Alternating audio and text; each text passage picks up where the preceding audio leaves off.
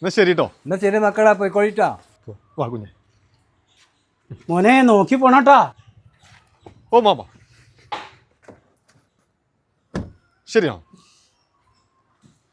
മോളും മരുമോനെ വന്നിട്ട് പോവാന്ന് പറയുമ്പോ വല്ലാത്തൊരു വിഷമാണ്. നിങ്ങളെ ഭാഗ്യം, നിങ്ങൾക്ക് നല്ലൊരു മരുമോനെ കിട്ടില്ലേ. എനിക്കുണ്ട് കൊറ്റനാരിന്റെ മാത്തൊരു മരം. ആടെ ഇരുന്ന അതിലും ഭേദം. അതാവുമ്പോ ആട്ടുംകാട്ടെങ്കിലും കിട്ടൂല. ആളൊരു പ്രത്യേക സ്വഭാവക്കാരൻ. ഓരോ ദിവസം കൂടുന്തോറെ ഉപദ്രവം കൂടി കൂടി വരെയാണ്. മോളെ അതൊക്കെ ശരിയാവും. കല്യാണം കഴിഞ്ഞിട്ട് അധികം ഒന്നും ആയിട്ടില്ലല്ലോ. നിങ്ങളെ ഫോൺ പറ്റേ ഞാൻ സംസാരിച്ചോളാം. മോളെ, മനുഷ്യന്മാരൊക്കെ വ്യത്യസ്ത സ്വഭാവക്കാരല്ലേ. നമ്മളെ ആഗ്രഹിക്കണ പോലെ ആവണമെന്നുണ്ടാ. അതിനെ പറ്റി അവൻ എന്തൊക്കെ പറയണ്ടാവും. നീ ഓരോരോ കാരണങ്ങൾ പറഞ്ഞേ പെരയിലേക്ക് ഓടിച്ചാടി ഇങ്ങോട്ട് വരാൻ നിൽക്കണ്ട. ഞങ്ങളെ റൂമിന്റെ ഉള്ളിൽ പൂട്ടിട്ടേ ആള് കാലത്ത് പോയതാ മാമ. നീ പറയുന്ന എല്ലാ കാര്യങ്ങളും അങ്ങനെ അത് വിശ്വസിക്കാൻ പറ്റില്ല ഞങ്ങൾക്ക്. ഞങ്ങളോടൊക്കെ മാന്യമായിട്ടാവും പെരുമാറുന്നത്. നാട്ടുകാർക്കും മാന്യനാ. വീടിനകത്ത് വന്നാലാ തനി സ്വഭാവം പുറത്തെടുക്കുക. കുറൊക്കെ എൻ്റെ തോന്നലാ മോളെ. എന്നാ മാമ സാരും ചുറ്റിട്ടേ മൂപ്പര കൂടെ 2 ദിവസം താമസിക്കുക. അപ്പൊ അറിയാം.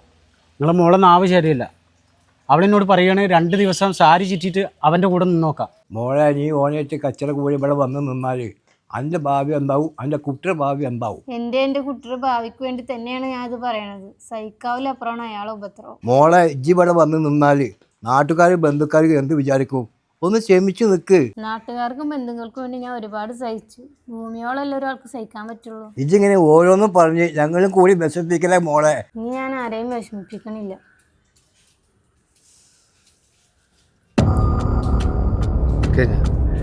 കുഞ്ഞെ